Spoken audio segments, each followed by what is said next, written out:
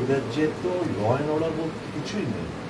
এবং এর যে নামগুলো বললাম, কালকে ঈদ উপলক্ষে শাহজাহান তার একটা ফেসবুক লাইভে মুখ্যমন্ত্রীকে রাজনৈতিক অ্যাটাক করছে। এবং এই যে নামগুলো, এগুলো তো মুখ্যমন্ত্রীর খুব কাছের লোক, একদম তার খুব নিকটতম লোকজন। তারাই যদি এরকম ক্রিটিসিজম সহ্য না করতে পারে, যদি মসজিদ প্রেমিসে যে আইয়া কারোর বাড়ি ঘর ভাঙচুর করে এবং প্রাণে হত্যা করার আবদ্ধ হয় কিংবা উদ্যোগ হয়, ভারী চিন্তার ব্যাপার। সাধারণ মানুষ কোথায় যাবে? উনি রাজনৈতিক একটা দলের কর্মী, নেতা, সে তার এভরি রাইট রয়েছে। এই যে গতকাল ঈদ উপলক্ষে নানা জায়গায় যে হামলা হুজ্জুতির ঘটনা, আউটবাস্ট হয়েছে, তার স্বাভাবিক ভেরি রাইটলি তা আউটবাস্ট হয়েছে। তা বলে এই ধরনের পরিস্থিতির সম্মুখীন হতে হবে এবং পবিত্র একটা মসজিদ প্রাঙ্গণ এলাকায় স্পিক্স ভলিউম যে রাজ্যে আইনের শাসন নেই, রাজ্যে একটা স্বৈরাচারী শাসন ব্যবস্থা মুখ্যমন্ত্রীর নেতৃত্বে এখানে বিরাজমান। মুখ্যমন্ত্রী ইন্টেলিজেন্স দিচ্ছে বলেই তো, মুখ্যমন্ত্রী নিশ্চয়ই নলেজে রয়েছে, কারণ যারাই করেছে এরা হামেশায় প্রতিদিন উঠবস মুখ্যমন্ত্রীর সাথে।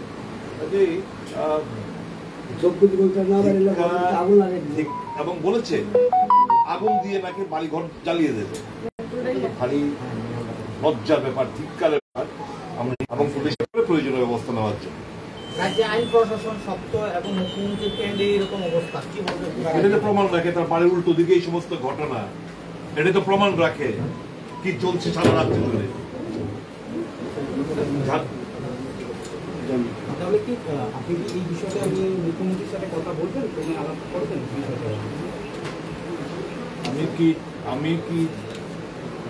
আমি কি কার কাছে বিচার চাই? যে এই সমস্ত জিনিস ঘটনার উস্কানি দিচ্ছে ওনার কাছে বিচার চাইব? আমি আইন এবং আদালতের কাছে বিচার চাই। যে ক্রিটিসিজম, রাজনৈতিক ভাবে ক্রিটিসিজম, অনেকভাবে আমাদেরকে অ্যাটাক করা হয়, বিজেপি তারা আমাদেরকে দারুণ অনেকভাবে অ্যাটাক করে, আমরা তো রাজনৈতিক ভাবে এগুলো অ্যাকসেপ্ট করি, ঠিক আছে। এক্সপ্রেশন অনেক। আমি কালকে এই একজন ওবিসি কর্পোরেশনের চেয়ারম্যান তাপস মজুমদারের তার একটা ফেসবুক পোস্ট আপনারা দেখেছেন, কিভাবে মুসলমান সম্প্রদায়কে এই পবিত্র ঈদের দিন কিরকম ভাবে সমাজকে বিভ্রান্ত করার জন্য, তাদের গায়ে কালিমা লিপ্ত করার জন্য, ঘৃণা বসানোর জন্য এই সমস্ত পোস্ট কোথায়? Well action. কার কাছে বিচার চাই? এটুকুই বলবো, বেশি দিন না, যাই দিন ভালো যায়, আসছে দিন ভয়ঙ্কর। ইচ এন্ড এভরি ইনসিডেন্ট আইনান হোক, আজ না হোক, ভবিষ্যতে পদক্ষেপ নেওয়া হবে, কাউকে ছেড়ে কথা বলা হবে। আপনার রয়েছে, আপনার সাংবাদিক পেটা খায় নিউজ কভার করতে গিয়ে। আমরা দেখেছেন তো গত পরশু দিনের ঘটনা, গন্ডা ছড়ায়, এখন কোলাই হাসপাতালে ভর্তি আছে। কোথাও কোন স্টেপস? কি চলছে? অরাজকতা, মাফিয়া রাজ, গুন্ডা রাজ, পুলিশ নিগৃহীত, পুলিশকে মারধর করা হয়, পুলিশকে টুইটার একটা করে কথাবার্তা বলা হয়, ডিএম কে পদস্থ হতে হয়। কি প্রশাসন? তারপর বলবেন আপনার ভরসা আছে কিনা।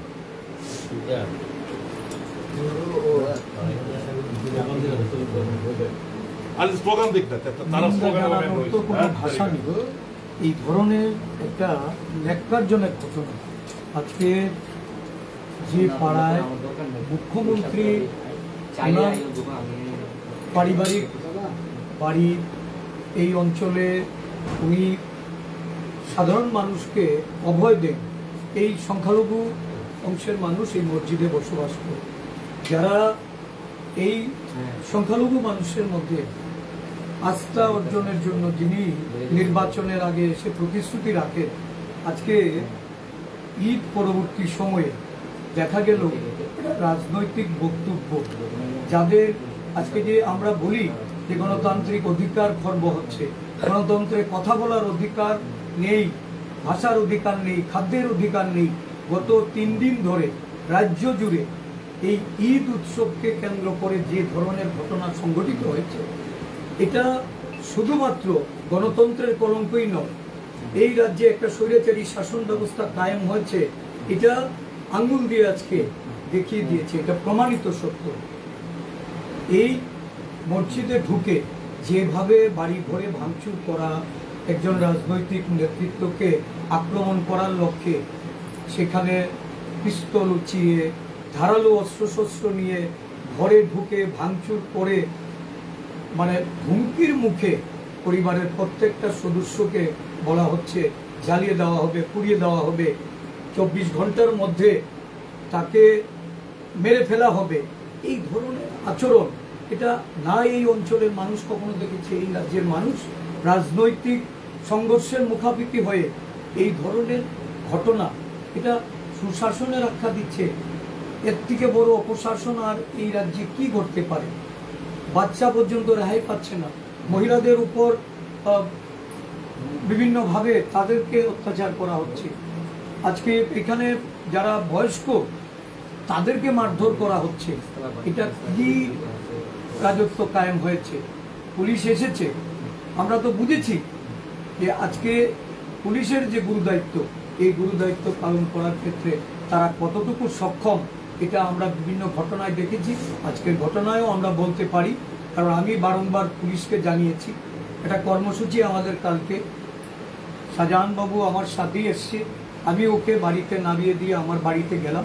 আমি বাথরুমে থাকা অবস্থায় বারংবার ফোন যখন গেল, আমি পুলিশ কর্তৃপক্ষকে বললাম, এই সময়ের মধ্যে দেখা গেল যে বাড়ি ঘর তছনছ করা, আমরা তো সময় মতো পৌঁছতে না পারলে আজকে হয়তো তার মৃত্যুমুখ দেখতে হতো। এই ধরনের একটা ঘটনা কারা করছে?